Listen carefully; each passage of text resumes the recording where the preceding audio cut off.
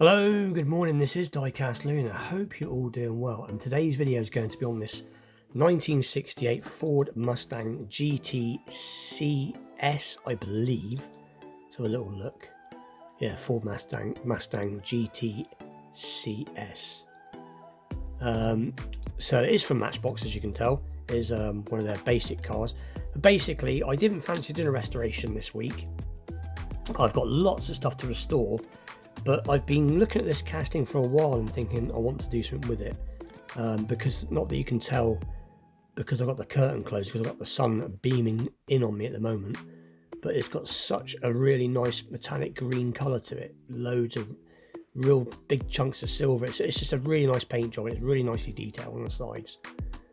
So I thought I'd do something with this. So my plan is to drill it out, give the interior a colour, give the lights and the grille some detail, give the rear lights some detail, try and do something with the exhausts. I've got an idea.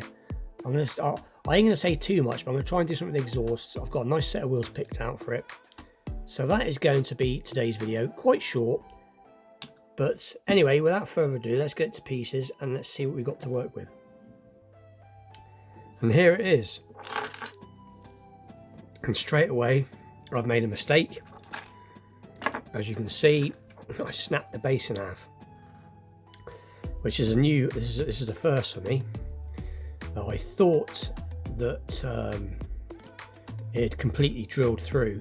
I tend to, when I drill my cars out, I tend to drill them enough that when you have to get my little tool, I pop it off.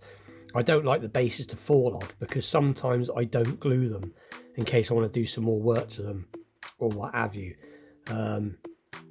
But anyway, I pulled the front off with my pop tool, pulled the back off partially, went to grab the whole thing and snap.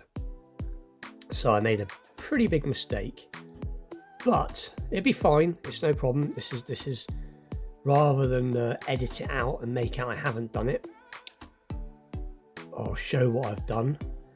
But I'll be able to fix that. I will glue it back together, clean it up, and you shouldn't notice I've done it when I've finished. So anyway, so that's just an extra bit of work to do. And obviously here's the rest of the car, so we're not going to be using these wheels. We will be giving this a coat, a different colour interior and some detail. And this, basically, apart from the mirror, will be being, the lights, that will be being left alone. So anyway, with that, let's get on. And here it is, all finished, and it's turned out pretty good, considering there's only one bit of the car that was really fiddly, and I was sort of not sure part way through when I'd done it whether I liked it or not. I'm still a bit undecided on it, only because it was something new that I tried, and that's the way you learn, is by trial and error. But I'll show that bit in a minute. But the actual car itself, like I said, considering what I did to the base, has turned out pretty good. So as you can see, straight away you can see it's got these big deep dish 5-spoke chrome real rider wheels on it, which look really cool. And you can see that I've painted the grille in. I wanted the whole grille black, so I didn't paint in the spotlights back into silver. I wanted just a black front grille, a bit like the Bullet sort of look, even though this isn't the Bullet car. It is the same year, but it isn't. This is the coupe version. I used some little jeweled little plasticky gem things that I've got that I sometimes use for lights, which I thought would be better than paint. And as you can see, it's almost giving it like a bulb effect. So that's pretty cool. I have sprayed the interior red. Again, my light is running out here a little bit now. You can see it's got a red interior now, and it's also got a black steering wheel. It should have, I don't know if you can pick it up or not. It has got a black steering wheel. All the rear lights are done. Fuel caps blacked out like the Bullet car. These are what I was on about, the new exhaust. I had to drill it by hand, and then I had to cut up small pieces of green light axle, and I wasn't happy with the length, but they were really, really time consuming and fiddly. But it's all right. It's like I said, it's a learning curve. I think they look all right. Probably a little bit long than what would be on this type of car in real life, but you get the idea. The base is all fixed. That wasn't too much of a problem. I just had to file a little bit off because I'd actually bent the back as well as snapped it, and then I just glued it, put a little bit of filler, a little bit of putty filler on there, cleaned it up, and then gave it a couple of coats of green. But if you look at, you can't even tell, it's turned out pretty good. It's not the same shade of green as what the car is, unfortunately, but it's not far off. Let's see if let me just see if I can get some light on the car in 2 seconds. That's a bit better, I think. So you can see it a bit better now. So yeah, it's not turned out too bad. That wheel's a bit wobbly, as I had to make my own axles and crimp the ends.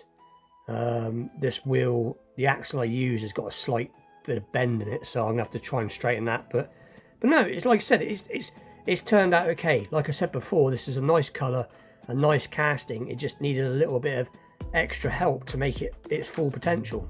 I would like to put some plate detail on it, but I haven't got any plates. The plates I've got wouldn't look right on this, so I didn't add any plate detail. But no, it's like I said, so it's turned out okay. So as I said earlier, it's been stripped, so the interior spray, steering wheel painted, back and front detailed, new exhausts, new wheels, repaired what I broke, mirrors done, not that you can see it because it's the light, and it does obviously roll as good as it used to. But yeah, so anyway, that is today's car. I will be giving it away in the future. I'm not going to say when, but I am thinking of in the future at some point, you know, giving it away, you know. So rather than build a car and give it away, I have one in stock, so to speak. So in the future, I will, like I said, at some point be giving it away. But anyway, with that being said, please like, share, subscribe, stay tuned for more customs, wheel swaps, unboxings, vintage pieces, restorations, and all that good stuff in the future. And I'll thank you all very much for watching, and I'll see you all very soon.